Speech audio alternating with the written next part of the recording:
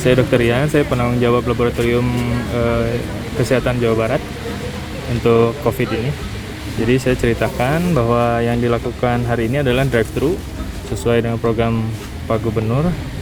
Kita ingin mendekatkan pemeriksaan, terutama pengambilan spesimennya ke tempat yang kira-kira bisa membantu masyarakat gitu, lebih mudah.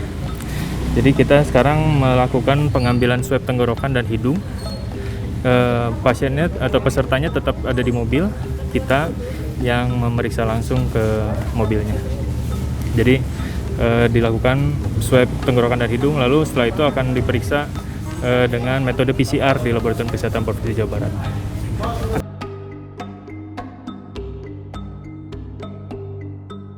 Tentunya untuk swab test ini kalau kita lihat juga tadi cuma paling lama 3 menit untuk satu orang.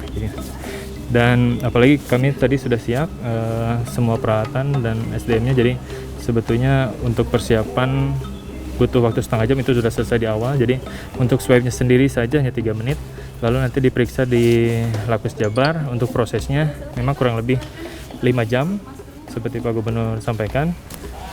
Lalu tapi nanti mungkin ini ada, karena sekarang Lapis Jabar sudah menjadi rujukan provinsi, Pak. Jadi memang ada antrian di laboratorium untuk pemeriksaan PCR-nya.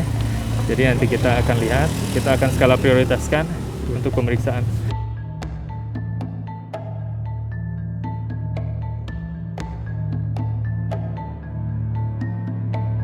Jadi swab test ini akan dilanjutkan dengan pemeriksaan polymerase chain reaction, namanya PCR.